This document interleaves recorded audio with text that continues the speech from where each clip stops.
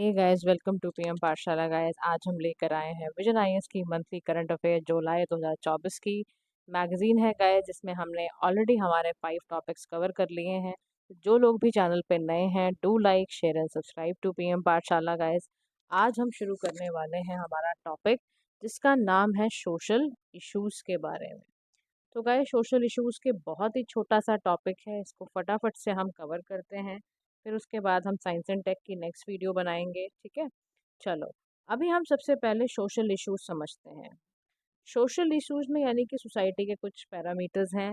तो वो जिन भी बच्चों ने देखो सोशियोलॉजी लिया हुआ है ना, उनके लिए बहुत इंपॉर्टेंट है कि जो भी मेंस का पेपर देने जा रहे हैं, सोशियोलॉजी उनके पास है तो याद रखना।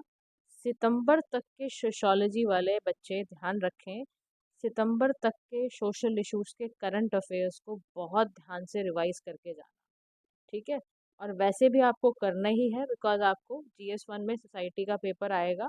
इंडियन सोसाइटी को भी डील करने के लिए you need current affairs, so be very particular about it. और जो बच्चे 2025 की तैयारी कर रहे हैं, वहाँ पे प्रीलिम्स देंगे 2025 में, उनके लिए भी इम्पॉर्टेंट है कि वो एक एक टॉपिक्स का ध्यान से पढ़ें, ताकि जब भी कोई क्वेश्चन अराइज होए तो वो कर पाए। ठीक है, चलो शुरू करते हैं इसका पहला ही topic, India sports ecosystem. देखो, इस बारी बड़ी चिंता का विषय ये हुआ कि हमारी जो इंडिया की ओलंपिक की रैंक थी, वो गिर गई। 2020 में 48 थी टू 71st इन पेरिस। अभी पेरिस ओलंपिक्स हुए, हमारी रैंक हो गई 71वां नंबर। तो अगर पेपर में पूछे कि ओलंपिक्स जो हुए पेरिस में, उसमें इंडिया की रैंक क्या थी, तो हम 71st में आ गए हैं। 71वीं रैंक हो गई हमारी, जबकि 2020 में यही रैंक 48 नंबर की थी, 48 नंबर की थी।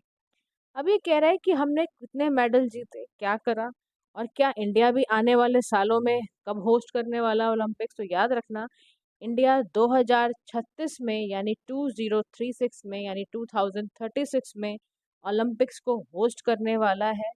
और इंडिया चाहता है कि बाय 2036 हम टॉप 10 नेशंस में आ जाएं, स्पोर्ट्स नेशंस में। ये हमारे एस्पिरेशंस हैं।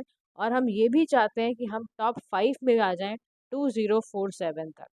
याद रखना, जब हम चाहते हैं कि हम जब 100 साल के हों, जब हम अपनी 100th वर्षगांठ बना रहे हों, इंडिपेंडेंस डे की 100th सेलिब्रेशन कर रहे हों, तो हमारे ओलंपिक्स में जो रैंक हो जाए वो कितनी हो जाए, टॉप 5 में आ जाए हम। ठीक है, तो देखो ये सफ़र थोड़ा आसान नहीं है, क्योंकि अभी आप 71st नंबर पर आ गए हो। तो एस्पिरेशंस तो अच्छी बात है रखना, लेकिन अभी हम दूर हैं, बड़े बहुत दूर है अभी हम। अच्छा, तो इंडिया ने इस बार का अगर हम देखें बात, तो इंडिया ने 6 मेडल जीते हैं पेरिस में। ठीक है, हमारे पास कोई गोल्ड मेडल नहीं आया है।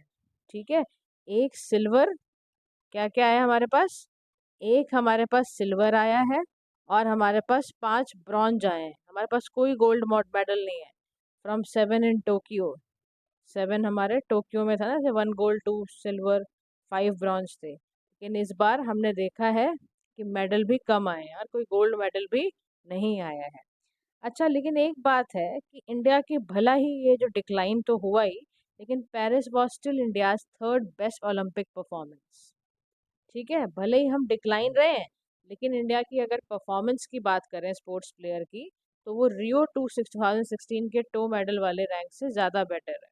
ठीक है, अच्छा, अगर हम डिक्लाइन तो देखा ही हमने, परफॉर्मेंस की इम्प्रूवमेंट भी देखी है अगर, तो कह रहा है कंपैरिजन किया हुआ है कि भाई 2022 का चाहे वो कॉमनवेल्थ गेम हो, 2021 का समर डेफ ओलंपिक्स रहे हो, इससे हमारी परफॉर्मेंस अच्छी थी।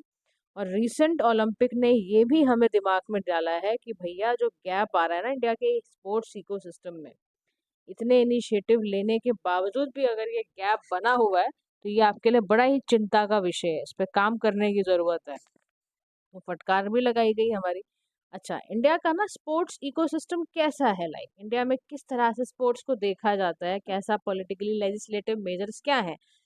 तो देखो जी, सबसे पहले तो आप यही समझ लो कि स्पोर्ट्स एक स्टेट सब्जेक्ट है, यानी इस पे स्टेट के लॉज चलते हैं। यानी कि हमारी कंट्री के स्पोर्ट्स का प्रमोशन, डेवलपमेंट, स्पोर्ट्स की फैसिलिटी, ये सब डिपेंड किस पे करता है, ये सारी रिस्पॉन्सिबिलिटी किसके ऊपर होती है, रिस्पेक्टिव स्टेट या यूटी पर। जैसे हरियाणा की पूरी जिम्मेदारी है कि हरियाणा अच्छे से स्पोर्ट्स फैसिलिटी कराए, केरला की जिम्मेदारी है, ठीक है, गुजरात की जिम्मेदारी है, अरुणाचल प्रदेश की जिम्मेदारी है, दिल्ली अपना यूटी है, उसकी अपनी जिम्मेदारी है। तो याद रखना, क्योंकि sports being a state subject, this is the responsibility of every state and UT कि वो वहीं पर स्पोर्ट्स एक्टिविटी को डेवलप, प्रमोट और फैसिलिटी प्रोवाइड करें।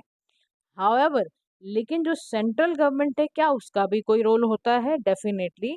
सेंट्रल गवर्नमेंट अपनी स्कीम्स द्वारा एफर्ट जो स्टेट गवर्नमेंट की होती है उसको सप्लीमेंट करती है। अब देखो, why we are talking about sports too much, sports के इकोसिस्टम के बारे में हम बात ही क्यों कर रहे हैं?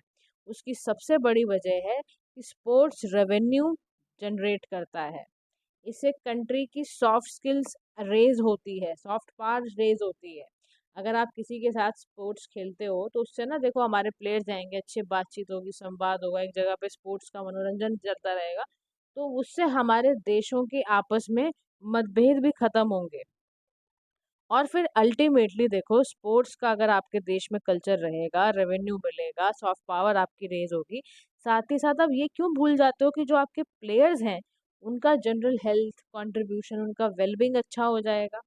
कह रहा, डिस्पाइट दीज बेनिफिट, आपको बड़ी शर्म आएगी कि हमारी 6% इंडिया की पॉपुलेशन ही पार्टिसिपेट करती है। कितनी शर्म की बात है। हमारा देश सबसे पॉपुलेटेड देश, और हमारे ही देश में कितने पार्टिसिपेंट है स्पोर्ट्स के? सिर्फ 6%। मतलब आप सोचो, यूएस वगैरह में, ऑस्ट्रेलिया वगैरह में 20% है, जापान में 60% है, जबकि इनकी पॉपुलेशन, जापान की सोचो कितनी सेचुरेटेड हो गई है, कितने बुढ़े लोग रहते हैं।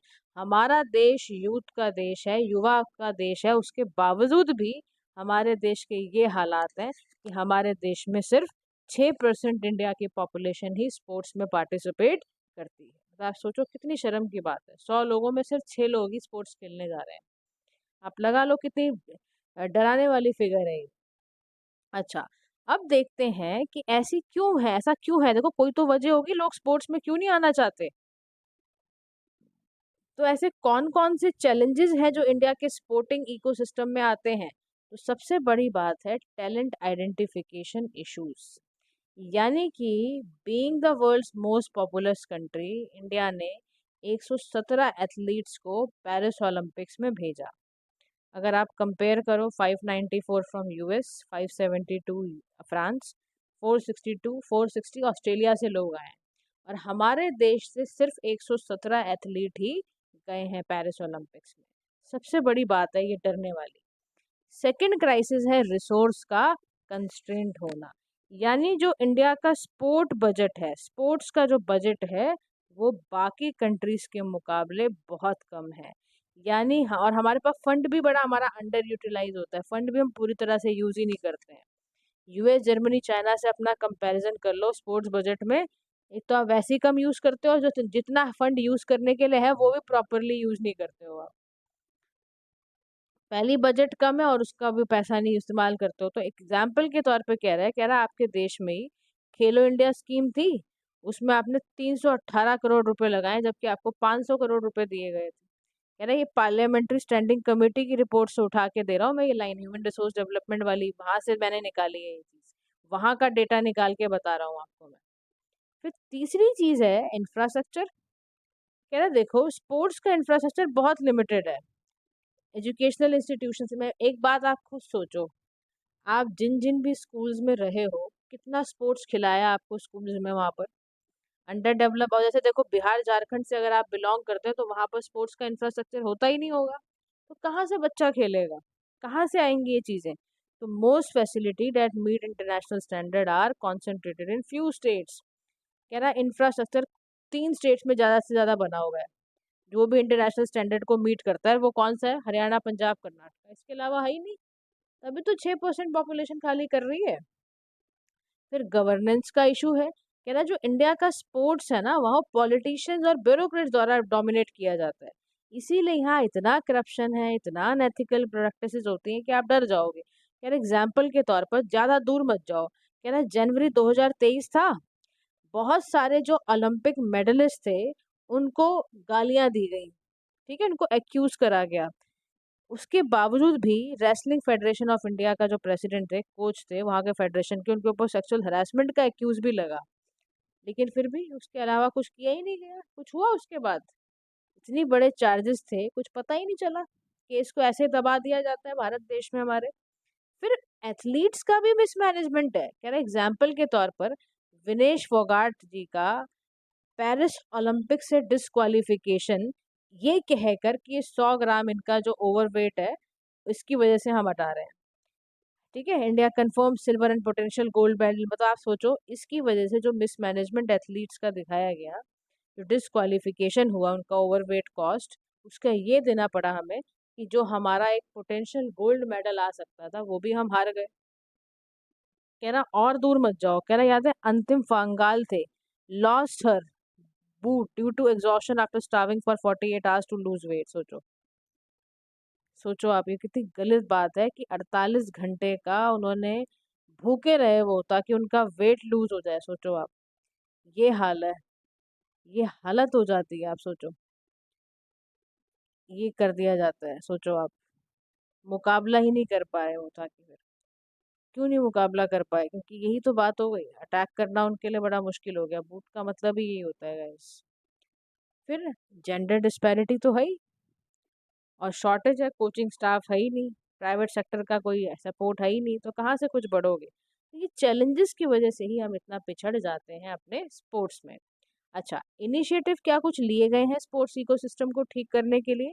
तो डेफिनेटली हमने बजट का एलोकेशन बढ़ाया है, डबल करा है, बल्कि 2014-15 से लेकर 2023-24 में अगर हम देखें तो डबल हुआ है।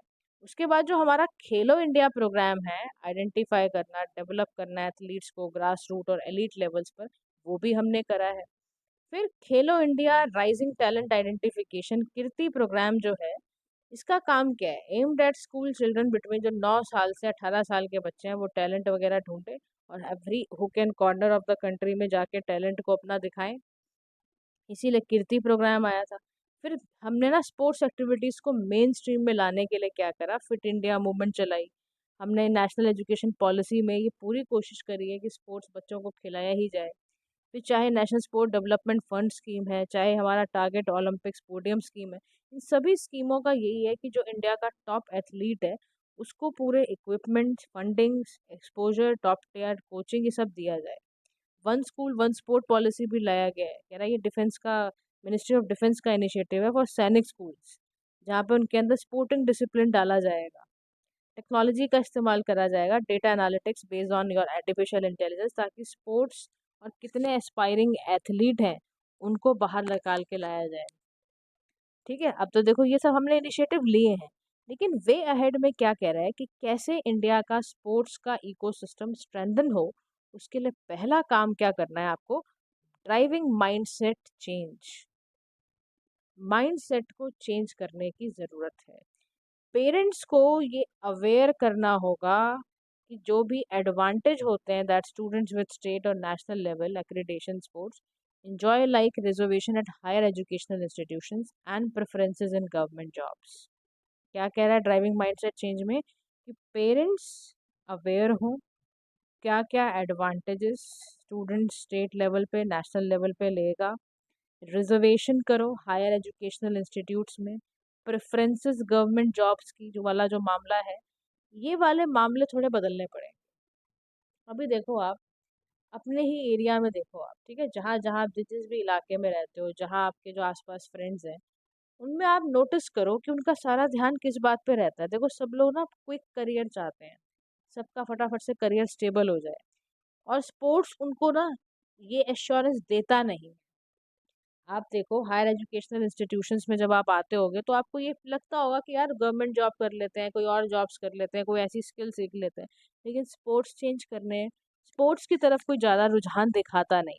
सेपरेटली जो कॉरपोरेट्स होते हैं ना, वो इनकलकेट करें, यही बोला जा रहा है कि वो स्पोर्ट्स को इनकलकेट करें ताकि एम्प्लॉयज़ का वेलनेस होए। क्या ना, यहाँ भी एथलीट मिलेंगे आपको। आप सोचो, आपको पता नहीं याद है या नहीं याद है, आपको याद है पैरा ओलंपिक्स चल रहे थे? याद आया आपको? पैरा ओलंपिक्स चल रहे थे और वहां पर एक आईएएस ऑफिसर जीत के आए थे, अगर आपको याद हो।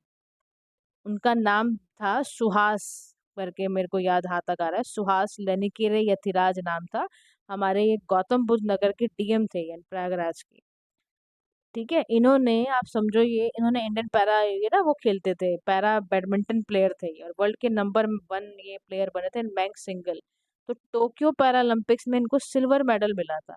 अब आप सोचो, बीइंग एन आईएएस ऑफिसर, इन्होंने थोड़ा सा जॉब को थोड़ा रिजाइन मैं नहीं कहूँगी, इन्होंने थोड़ा सा जॉब को कुछ दिन के लिए छुट्टी ली और प्रैक्टिस करी और ही प्लेड वेरी वेल। तो आप ये सोचो कि कितना ज़रूरी है। तो यानी कि हमें हम सभी के माइंडसेट चेंज करने की बहुत ज़रूरत है कि हम कोई गेम को अच्छे से खेलें, उसकी प्रैक्टिस करें और अपने जीवन को देखो एक ही ढर्रे पे क्यों चलाना है। अब आपको सीखना चाहिए सुहास सर से ही कि भाई वो उन्होंने कितना कमाल का काम किया। आप चेक करना सुहास सर का, पैरालंपिक्स बैडमिंटन प्लेयर रहे हैं ये पैरालंपिक्स के। फिर उसके बाद इंक्रीज द टैलेंट पूल, यानी कि जितना भी यंगर टैलेंट पूल आ रहा है उसको नरिश करो, इम्प्लीमेंट करो। जितने भी टूर्नामेंट स्कूल्स में हो रहे हैं, कम्युनिटी बेस्ड स्पोर्ट्स प्रोग्राम्स हैं, न्यूट्रिशन सपोर्ट दो। कोई सोशल बैरियर आ रहा है तो उस पर बातचीत करो कि उनको बताओ कि सोशल बैरियर का शिकार नहीं होना है। सोसाइटी को भी समझाना और अवेयरनेस क्रिएट करनी है। जेंडर इनक्वालिटी से बचाना है। ये नहीं करना लड़की नहीं खेलेगी लड़का नहीं करेगा, ये सब फालतू की बातों से दूर भागना है। कह रहा जैसे याद करो, केरला गवर्नमेंट ने एक बड़ा अच्छा काम किया था। क्या किया था? केरला गवर्नमेंट ने one panchayat one playground initiative लिया था, ताकि जितने भी स्टेट्स हैं उनको स्पोर्टिंग कल्चर उनका ग्रास रूट लेवल पे जाके बच्चा जो ग्रास रूट लेवल, देखो ऐसा नहीं होता, आप समझो मेरी बात को, ग्रास रूट लेवल पर भी एक बच्चा ऐसा बैठा होगा जो एथलीट बन सकता है, और उसको वो तरीका नहीं मिल रहा, वो प्लेटफॉर्म नहीं मिल रहा। आप बात को समझो। तो आपको ही पहुंचना होगा, समझ रहे हो, मतलब गवर्नमेंट को ही पहुंचना होगा, ऐसे लोगों को ढूंढ के निकाले गवर्नमेंट। फिर one state one sport policy, यानी रीजन स्पेसिफिक जो ट्रेडिशनल स्पोर्ट्स हैं उनको प्रमोट करा क्यों ना जाए। कह रहा लोकलाइज क्यों नहीं कर देते हो आप स्पोर्ट्स के मेगा इवेंट्स को, रूरल ओलंपिक्स कर दो, क्या जा रहा है। भाई राजस्थान गवर्नमेंट नहीं करती है क्या? कंट्री वाइड वो प्रमोट करने के लिए ये भी एक तरीका है। फिर आप स्पोर्ट्स के फेडरेशन के स्ट्रक्चर को, उसके गवर्नेंस को इम्प्रूव करने में टाइम लगाओ। टॉप पोजीशंस पे अच्छी recruitment low, independent form of जो ट्रांसपेरेंसी को बढ़ाए, पॉलिसी मेकिंग अच्छी करे। फिर कॉर्पोरेट फंडिंग करो फॉर द स्पोर्ट्स सेक्टर। कह रहा है इंडियन फर्म्स को बोलो भाई, जैसे तुम सीएसआर निकालते हो ना, कॉर्पोरेट सोशल रिस्पॉन्सिबिलिटी, एनजीओ वगैरह के लिए पैसा जाता है, वो कह रहे हैं एक काम और कर दो, एक एनजीओ और खोल दो स्पोर्ट्स अक्रॉस द कंट्री, उसके लिए स्पोर्ट्स के स्पेशलाइजेशन के लिए। क्या फर्क पड़ जाएगा। फिर स्पोर्टिंग मल्टीपल डिसिप्लिन्स, यानी इंडियन कॉर्पोरेट्स एंटरप्रेन्योर्स ये आईपीएल वगैरह में भी प्रमोट करें, वहां से भी कंसिस्टेंट पब्लिसिटी वगैरह तो देते ही रहते हो आप। तो यहाँ पर भी अपने लाओ ना, प्लेयर्स लाओ। IPL for games like badminton के लिए आईपीएल ले आओ, फुटबॉल के लिए ले आओ, टेनिस के लिए ले आओ, वॉलीबॉल के लिए ले आओ, ये सब लेकर आओ। और अकाउंटेबिलिटी को इंश्योर करो। कह रहे हैं ऐसे परफॉर्मेंस मैट्रिक्स आप इम्प्लीमेंट करो, जो न्यूट्रिशनिस्ट है स्पोर्ट्स स्टाफ के लिए, देखो ये सब भी जरूरी है। इंफ्रास्ट्रक्चर बैठा के बैठ गए, बच्चों का न्यूट्रिशन आपने ध्यान नहीं दिया एथलीट्स का, तो न्यूट्रिशन दो, स्पोर्ट्स स्टाफ करो, स्टाफ ऑफ एथलीट्स को सपोर्ट करो पूरी तरीके से। फिर आपके यहाँ पर आते हैं ओलंपिक्स गेम्स के बारे में। देखो बहुत पुराना ओलंपिक गेम्स 1896 एथेंस ग्रीस में कहीं जाके शुरू हुआ था। 14 नेशंस होते थे, कंपीटिंग इन 9 स्पोर्ट्स खेलते थे, और हर 4 साल में होता है ये। फास्टर हायर स्ट्रॉन्गर इनका मोटो है। इनका काम ही यही है, athletic technical moral educational perspective से लेकर आया गया था। 1920 में इसका फ्लैग आया। 5 इंटरलॉकिंग रिंग्स हैं, आपको पता है इसकी। Positive value of fire, Olympic torch relay, ये सब किया जाता है। पेरिस 2024 में 4 एडिशनल स्पोर्ट्स को लेकर आया गया है। Breaking, sport climbing, skateboarding और सर्फिंग, 4 ऐसे ऐड किए गए हैं। Court of arbitration of sports 1983 में आया था कि अगर कोई एथलीट को लीगल प्रॉब्लम आ रही है तो वो जा सकता है। पेरिस कन्वेंशन में इसको फिर रिकॉग्नाइज भी किया गया था। इंडिया ने ओलंपिक्स को 1900 में ज्वाइन करा है, पार्टिसिपेट करना शुरू करा है, और इंडियन ओलंपिक एसोसिएशन 1927 में फॉर्म भी हुई। Sir Dorabji Tata as president भी थे। ये सारी बातें आपको गाइस ध्यान में रखनी है वाइल अटेम्प्टिंग द क्वेश्चंस। ठीक है, अब हमें हर तरह से हर चीज़ का ध्यान रखना है। तो आपको समझ आ गया सोशल इश्यूज में स्पोर्ट्स के बारे में हमने पढ़ा। चलिए अब इसी बात पर हम आते हैं न्यूज़ एंड शॉर्ट्स के ऊपर। एक काम करो, आज बैठ के एक ऐसे लिखो। ठीक है, स्पोर्ट्स इकोसिस्टम इन इंडिया आपका टॉपिक है। ऐसे लिखो और सेंड करो, कमेंट सेक्शन में भेजो। ठीक है, ऐसे लिखो आज। ठीक है, दूसरा आपका काम आता है शॉर्ट्स की वीडियोस पे हम चलते हैं। देखो पहला ही टॉपिक है इसका, इम्यूनाइजेशन इन इंडिया। इंडिया में इम्यूनाइजेशन की बात चल रही है। कह रहे देखो जो WHO है, यूनिसेफ है, इसने एस्टिमेट करा है, नेशनल इम्यूनाइजेशन कवरेज 2023 को रिलीज करा है। क्या है फाइंडिंग्स, देखते हैं इसके बारे में। कह रहा ग्लोबली चाइल्डहुड इम्यूनाइजेशन किया जा रहा है, दवाइयाँ लगाई जा रही हैं, टीके लगाए जा रहे हैं 2023 में। Living 2.7 million children either unvaccinated और अंडर वैक्सीनेटेड। कह रहा देखो एक बात ध्यान रखो, इसकी रिपोर्ट में बड़ा ग्लोबली एक बड़ी बात निकल कर आई कि ऐसे 2.7 मिलियन बच्चे हैं, या तो उनको अनवैक्सीनेटेड छोड़ा जा रहा है, उनको वैक्सीन लगाई ही नहीं जा रही, या अंडर वैक्सीनेटेड है, या अभी वैक्सीनेशन की उम्र नहीं हुई है और वो लगा दी जा रही है। अब उसके बाद लगा की जा रही है, मतलब अंडर वैक्सीनेटेड है, लगा नहीं सकते उनको भी। फिर 50% अनवैक्सीनेटेड चिल्ड्रन जो है वो 31 कॉन्फ्लिक्ट अफेक्टेड कंट्रीज में रहते हैं। कह रहा है इनका क्या होगा। कह रहा है आप ना दूर मत जाओ, भारत में आओ, ठीक है। भारत में 2023 के अंदर 2023 में 1.6 मिलियन बच्चे ऐसे थे जिनको क्रुशल डिप्थीरिया, पर्टुएसिस, टेटनस, मिसल्स, इनकी वैक्सीन मिस कर दी गई। ये कितनी शर्म की बात है। इतनी शर्म की बात है कि आपने 1.6 मिलियन बच्चों को टीके ही नहीं लगाए, ना मिसल्स का टीका लगाया, ना डिप्थीरिया का, ना पर्टुएसिस का, ना टेटनस का। कह रहे कितनी शर्म की बात है, क्या कर रहे हो आप। फिर इंडिया में ह्यूमन पेप्लोमा वायरस का वैक्सीनेशन है ही नहीं नेशनल प्रोग्राम्स के अंदर, जबकि आपको शर्म आनी चाहिए कि आप ही के देश सेकंड हाईएस्ट है cancer in women, 18% female cancer से जूझ रही है, सर्वाइकल कैंसर से। फिर इंडिया को बोला गया है कि 2 million zero dose children account किया गया है। जीरो डोज चिल्ड्रन का मतलब क्या है, लैक एक्सेस टू और never reach by routine immunisation services, मिलती ही नहीं है जिसको। फिर इम्यूनाइजेशन इंडिया में देखते हैं, तो इम्यूनाइजेशन अगर हम इंडिया में देखते हैं तो सबसे बड़ी चीज़ आती है यूनिवर्सल इम्यूनाइजेशन प्रोग्राम, जो कि कब से ऑपरेशनल हुआ इंडिया में, 1985 से। फिर इसमें आता है मिशन इंद्रधनुष 2014। ये लॉन्च करा गया ताकि जितने भी अनवैक्सीनेटेड, पार्शली वैक्सीनेटेड चिल्ड्रन हैं, प्रेग्नेंट वुमेन हैं, इनको अंडर यूआईपी कवर किया जाए। तो सो फार 5.46 करोड़ चिल्ड्रन हैं, 1.3 करोड़ प्रेग्नेंट वुमेन हैं, उनको वैक्सीनेटेड करने की बात करी गई है।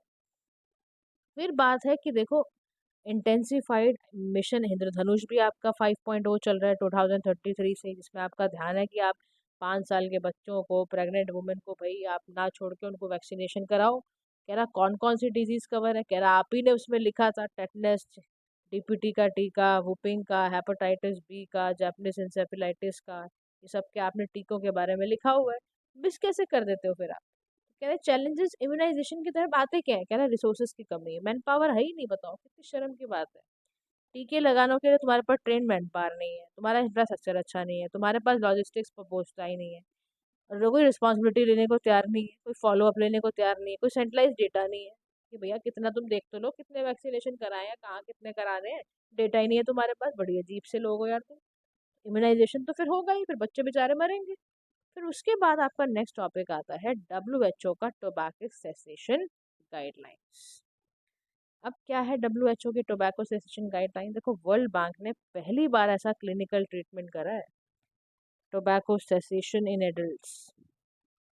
बात को समझो आप, पहली बार WHO ये करने जा रहा है। तो आपसे क्वेश्चन है, WHO का हेडक्वार्टर बताना है आपने, और सेसेशन का मतलब क्या होता है, पॉज लगाना, किसी चीज में विराम लगाना, समाप्ति करना।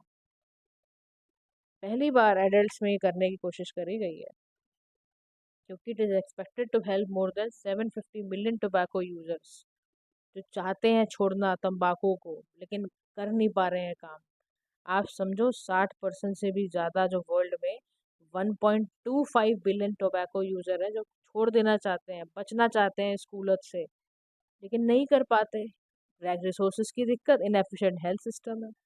तो ऐसे रिकमेंडेशन आया है कि इनको ना मेडिकेशन प्लस बिहेवियरल इंटरवेंशन की जाएगी, ताकि इनका ये छुड़वाया जाए टोबैको। ठीक है, चलो आओ।